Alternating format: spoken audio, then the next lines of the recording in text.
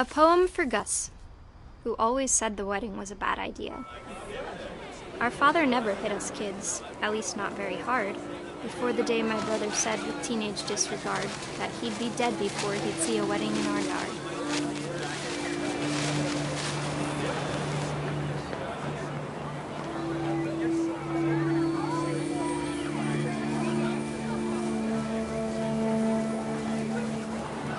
My father made him come, of course, but Gus stood far apart, just flew his kite and bottled up the storm inside his heart.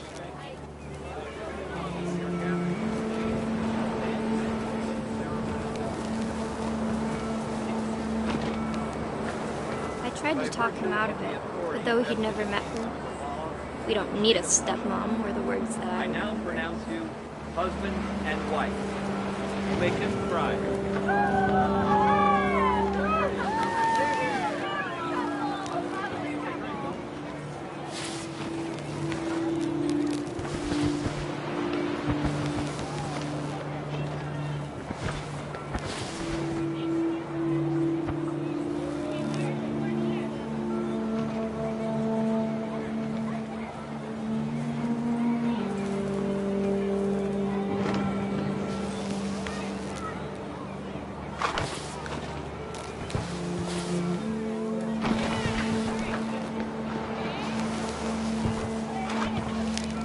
When the time for photos came, Dad ordered him to Come here.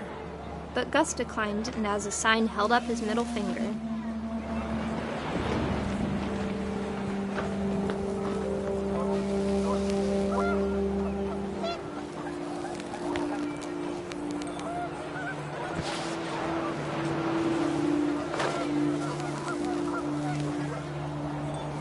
The wind picked up and panicked geese appeared and quickly went.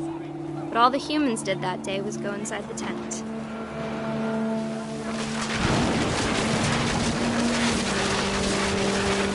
The rain came down in buckets then, but no one seemed afraid that nature might destroy the tent our dad had crudely made.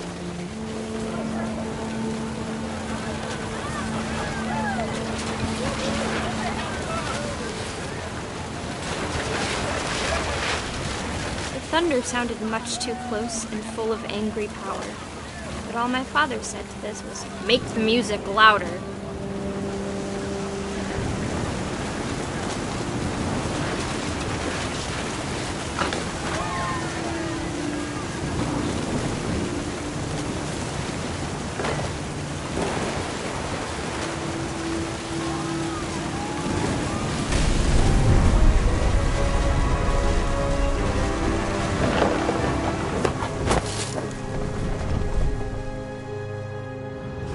I wish that I could truly say I thought about you on that day.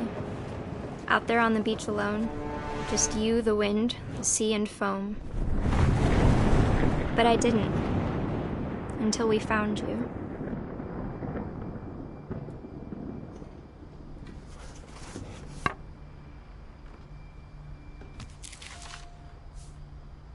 She never talked about him, but Mom told me once if I was a boy, they were going to name me Gus.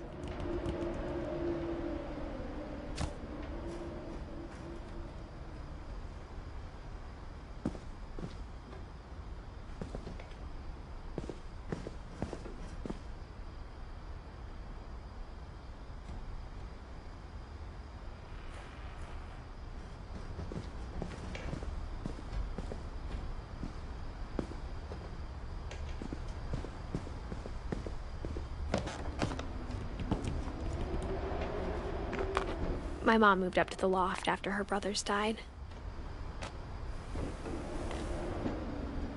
At the time, it was as far away as she could get.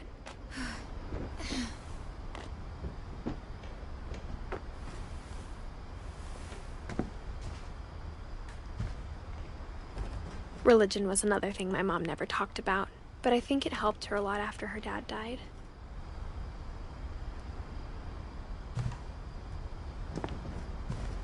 She spent a summer building houses in Calcutta, where she met my dad, Sanjay.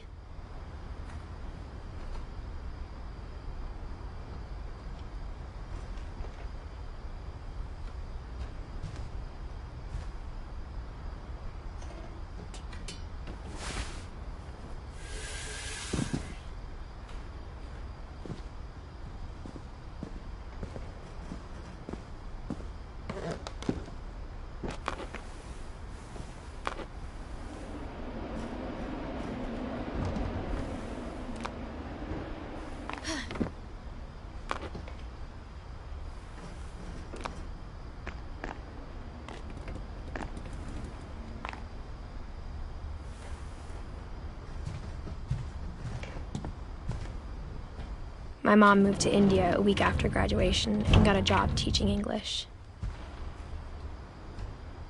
Louis was born a year later.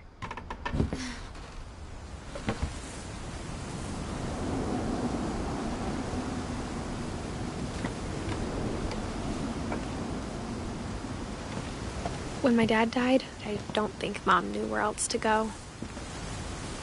I'm sure Edie was happy to have her back.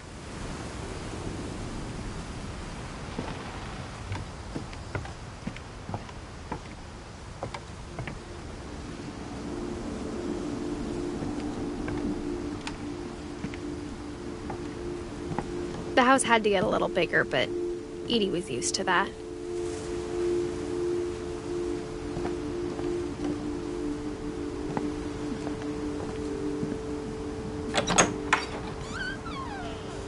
And for a while, things were good. Almost normal.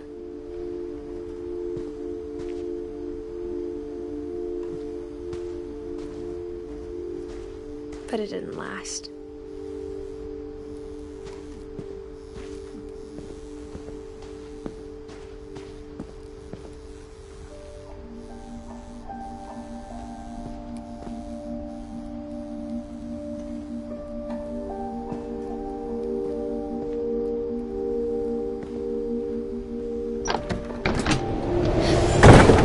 The beginning of the end was Milton's 10th birthday, when Edie gave him a castle.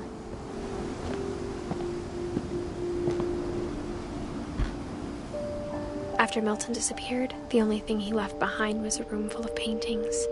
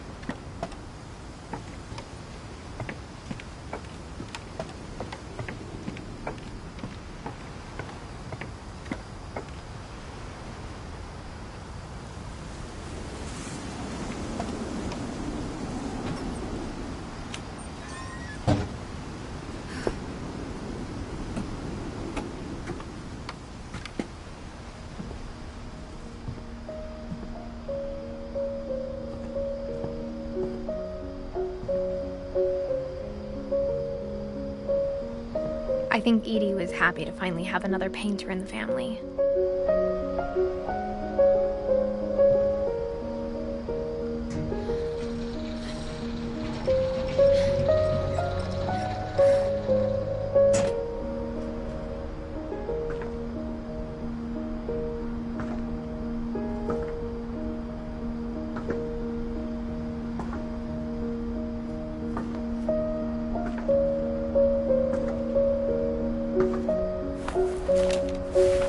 Milton Finch in The Magic Paintbrush.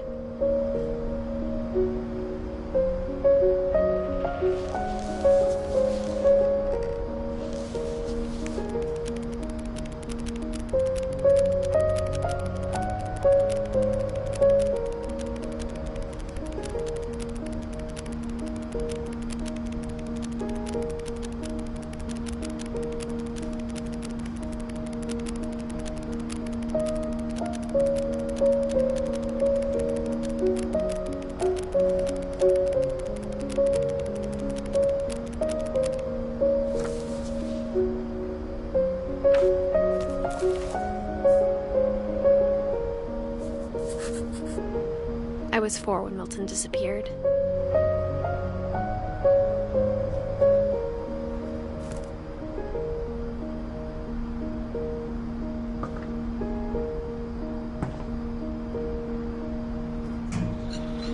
Mom spent months searching for my brother. Then she sealed the doors.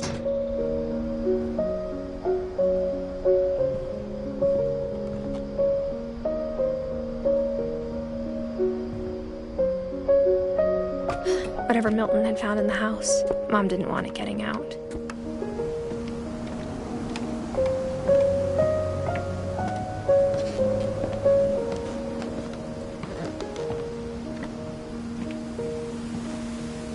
Mom definitely blamed Edie, but I think Louis blamed himself.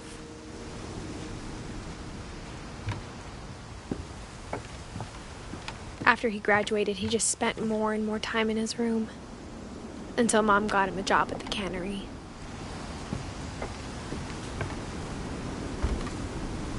Everyone always told me to stay out of Louis's room. Except Louis.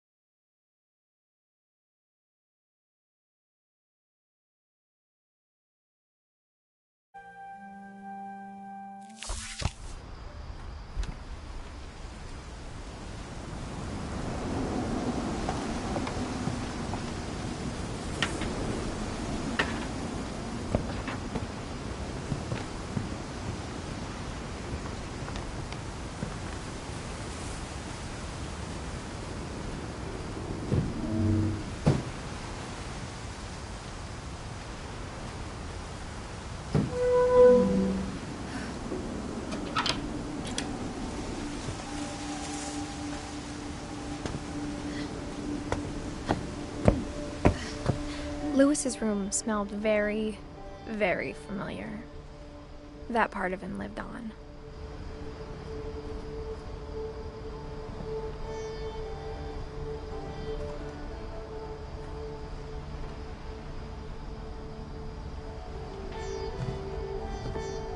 Louis and I spent a lot of time playing games together, but he was surprisingly bad at them. He died a lot.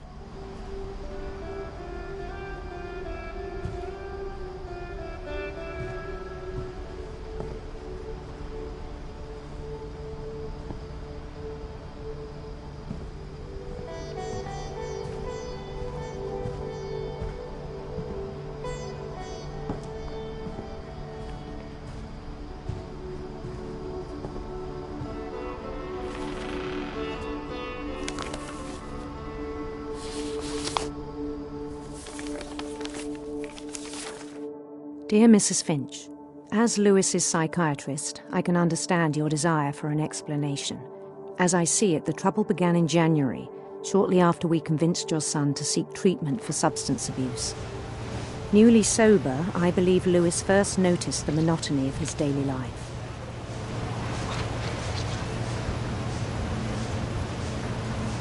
He kept working at the cannery. But he withdrew part of himself.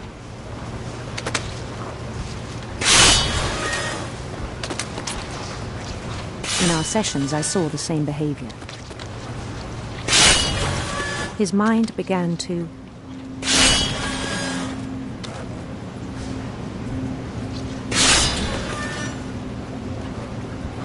wonder. I asked him to describe it. He said he started small.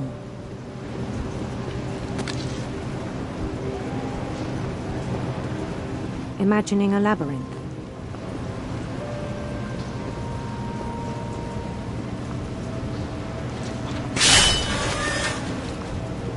He'd feel his way about.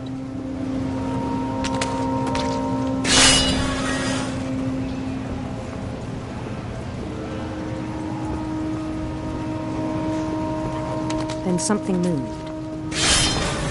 Bats. And toads.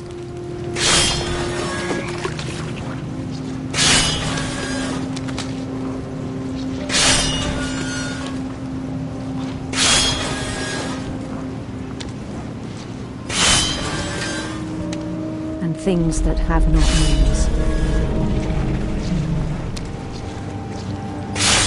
He knew it was all in his head.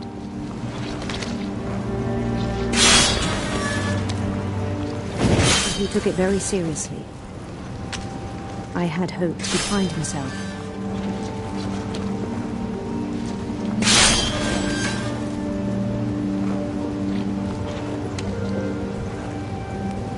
But he found something more. I worried about him then. Daydreaming at the cannery. I spoke with his boss. But he said Lewis had become a model employee. Methodical, tireless, focused. Like a whole new Lewis. So I let him go on.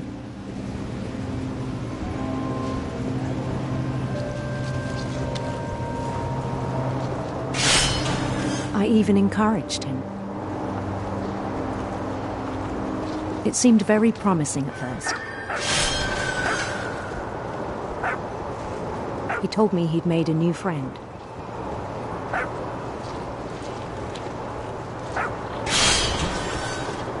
On the edge of a city he named Lewis Topia. He built the city up slowly, brick by brick. Then he made musicians.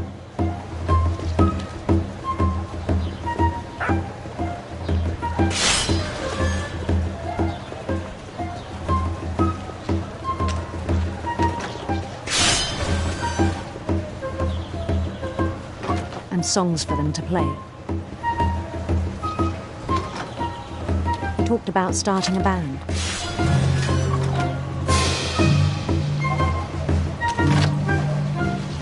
He was always humming something.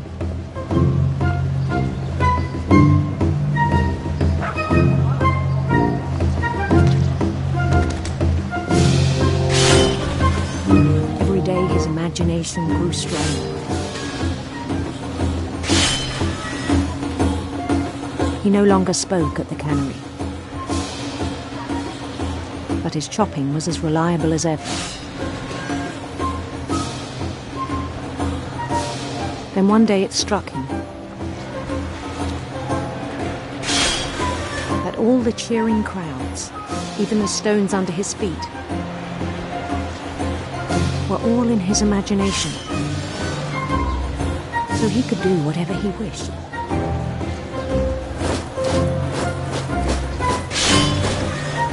He held an election for mayor. And he won.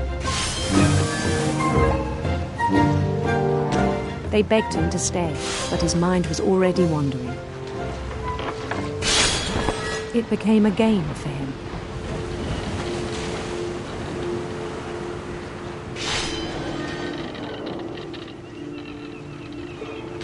He'd conquer a city, then immediately push on. New Louisville. St. Louis. He started drifting away from our reality.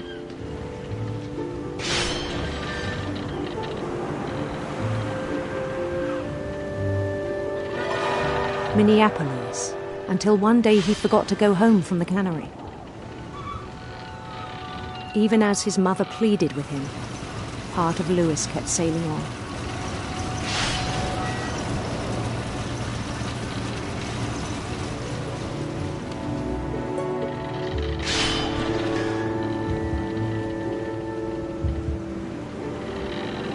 In Louisburg, he heard rumors of a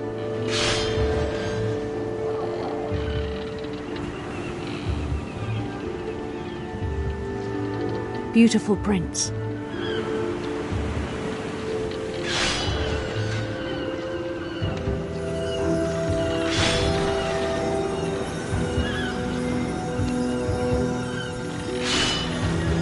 The prince was on his own quest for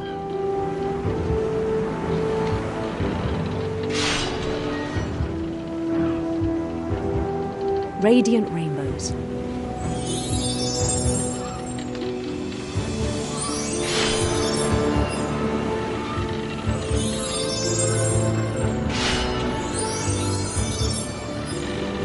He followed the sound of his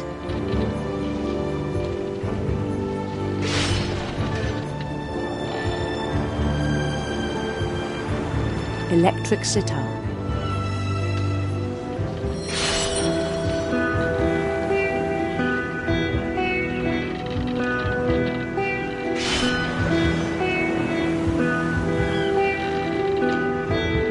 His chase led him to a golden palace east of the sun and west of the moon.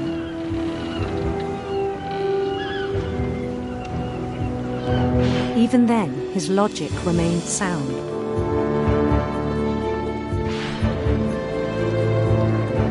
He knew the world was all in his imagination.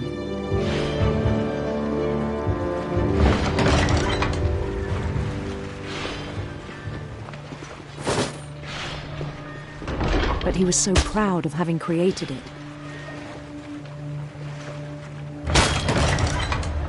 In his own eyes, he'd become something greater than a king.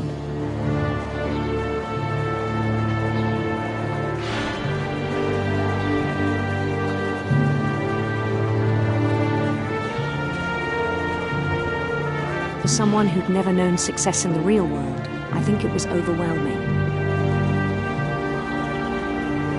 And then it struck him that the real Louis was not the one chopping salmon, but the one climbing the steps of a golden palace.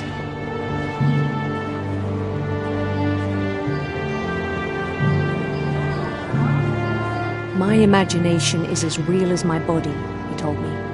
It was hard to argue with him.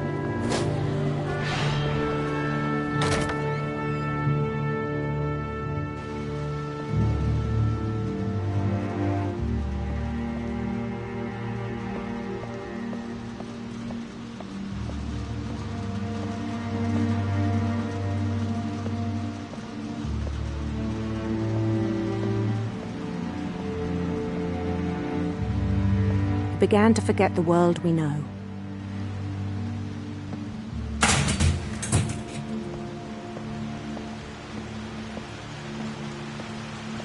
I think it pained him to remember Louis, the cannery worker.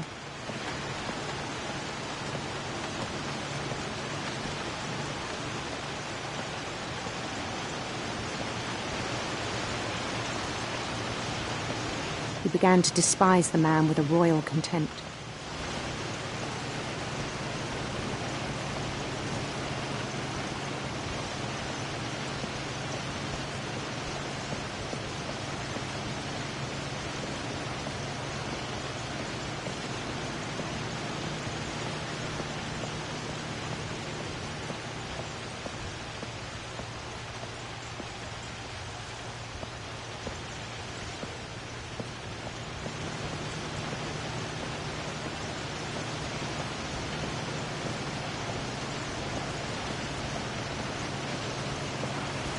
I still thought I could save him.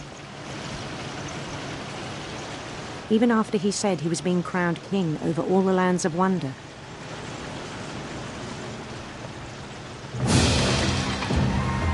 The palace would be packed with his companions.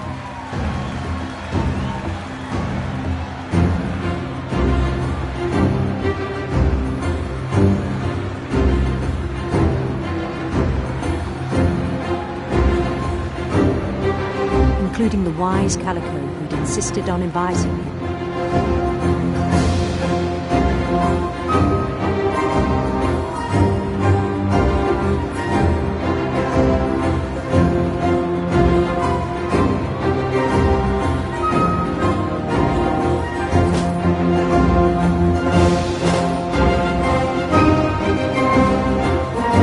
His prince waited, holding his crown.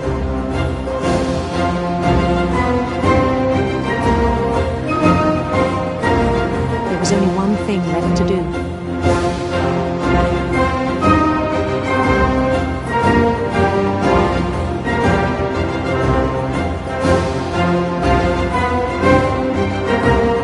Bend down his head.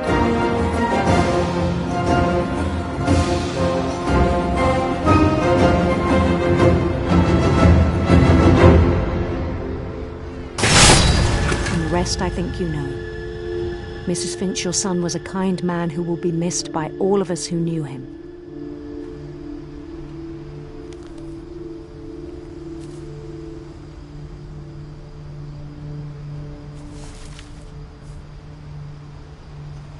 My brother was really cool. I wish you could have met him.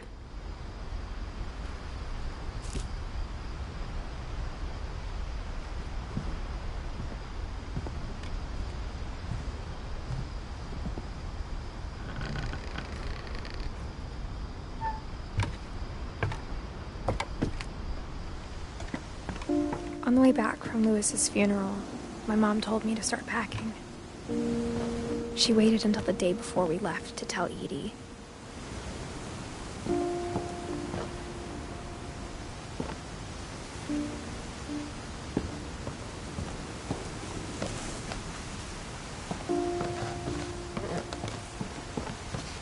I'm not sure if she wanted to make it easier or harder.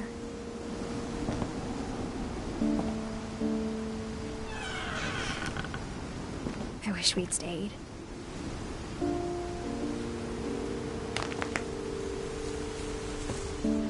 But I understand why we left.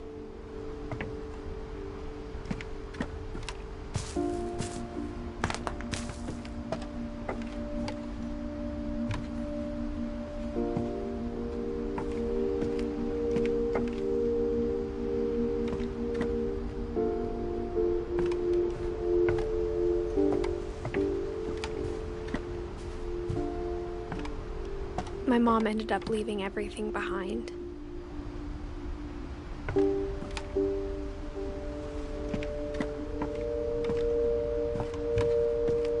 What happened that night had been coming for a long time. Maybe it should have come sooner.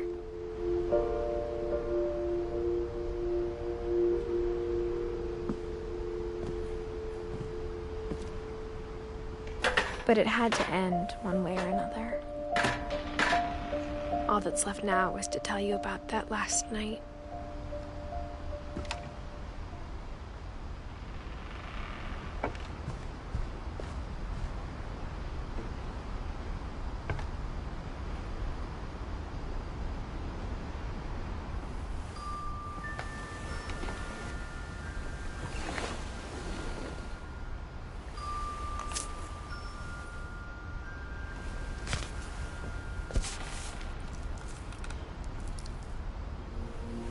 That whole last day, Edie just watched us pack and didn't say a word.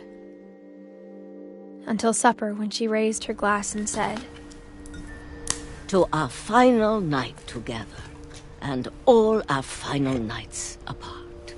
Grandma, you know what I said about alcohol. Some of your medications are very Edith, specific. I left a present for you in the hallway. Why don't you go open it? The grown-ups have to argue now. I'm sorry, you're right. We're all leaving tomorrow. Let's just enjoy our last... I'm not leaving. Edith, you're excused.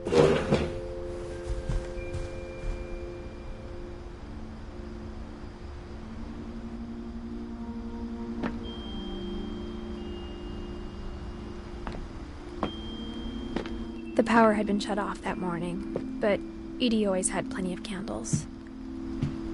When my mom sealed the library, I don't think she knew about the other entrance.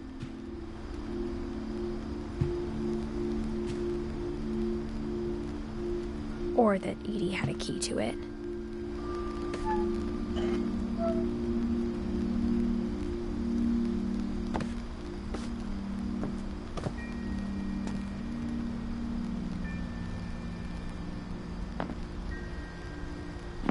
That thing you're afraid of isn't going to end when you leave the house.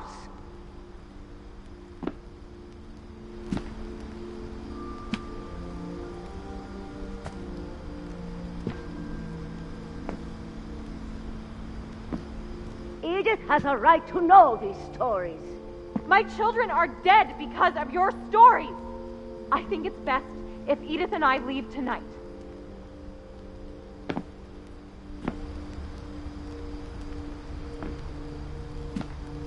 We'll have the nursing home send a van for you in the morning.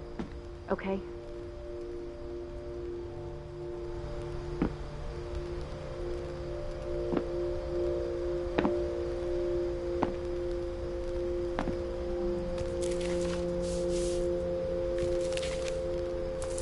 Dear Edith, there's so many stories I wish I could tell you, but there's only time for one. This is about what happened on the night you were born. That night, the tide went way, way out. It was the first and last time I ever saw the old house aground. There'd been an earthquake out in the middle of the ocean. They called it the lowest tide in 1,000 years. God, it smelled awful. You know, I've seen that house every day of my life. But I never thought I'd go back to it. When the fog rolled in, I lost my way.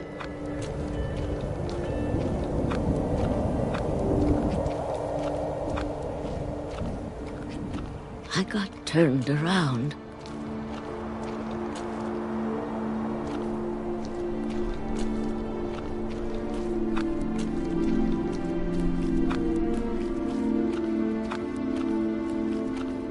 For a while, I wandered. I started seeing things.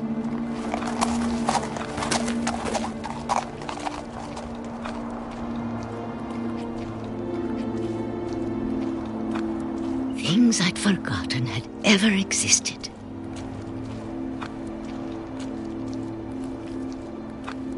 But when I saw them, they felt like old friends.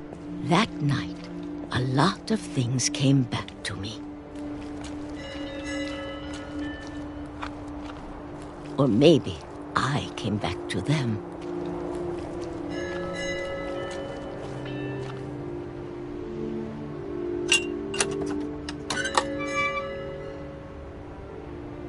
Things I can't explain, but that I need you to try and... Edith, what are you doing in here?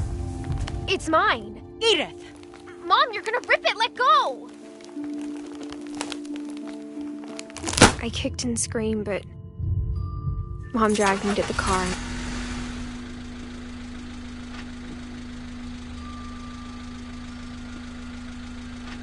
I never saw Great-Grandma Edie again. The next morning, the van came to pick her up, but she was already gone. After that, we moved around a lot.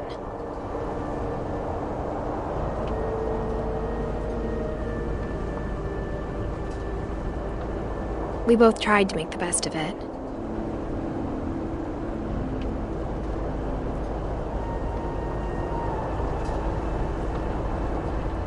A few years went by.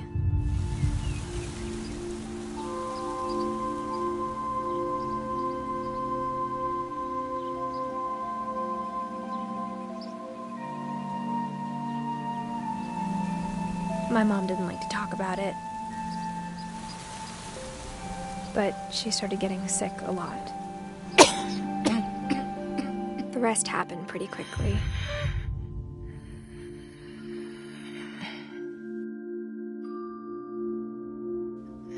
She got better for a while,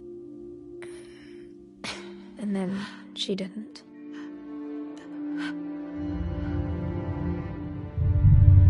And then I was alone.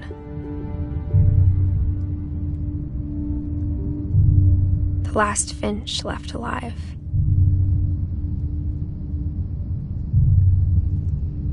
Until I found out about you. I'm still not sure what to tell you about all this. If we lived forever, maybe we'd have time to understand things. But as it is, I think the best we can do is try to open our eyes. And appreciate how strange and brief all of this is. This journal was supposed to be for you. But now I hope you'll never see it. I just want to meet you and tell you all these stories myself. But I guess if you're reading this now, things didn't work out that way.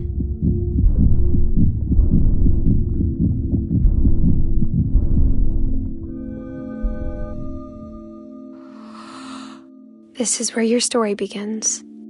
I'm sorry I won't be there to see it. It's a lot to ask, but I don't want you to be sad that I'm gone. I want you to be amazed that any of us ever had a chance to be here at all. Good luck.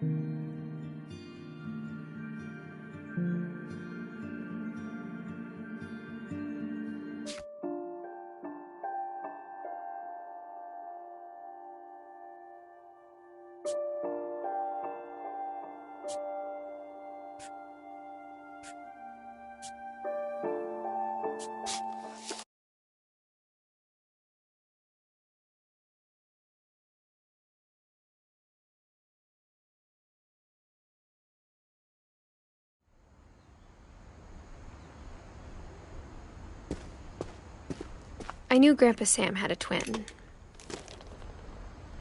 and that he never talked about him.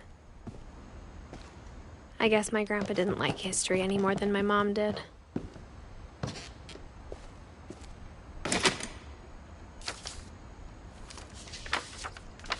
How I Want to Remember My Brother by Sam Finch. The thing I remember is that when he made up his mind, that was it.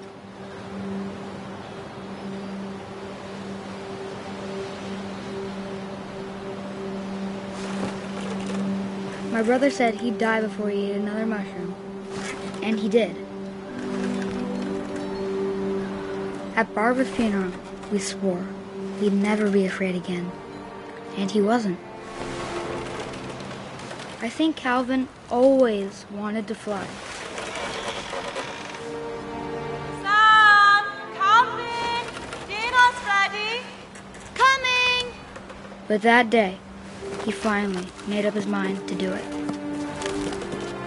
I told him going around was impossible. Maybe if I hadn't said that. Calvin, I'm not gonna tell you again. Maybe if the wind hadn't picked up. Then maybe he'd still be here. But I doubt it. I think he'd already made up his mind. That's what I want to remember about my brother.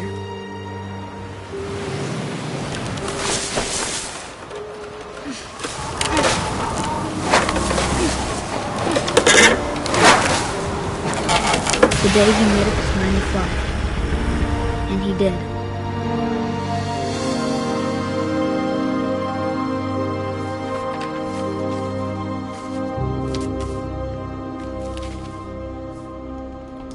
Calvin's story felt strangely familiar. When I was younger, I remember trying to do the exact same thing.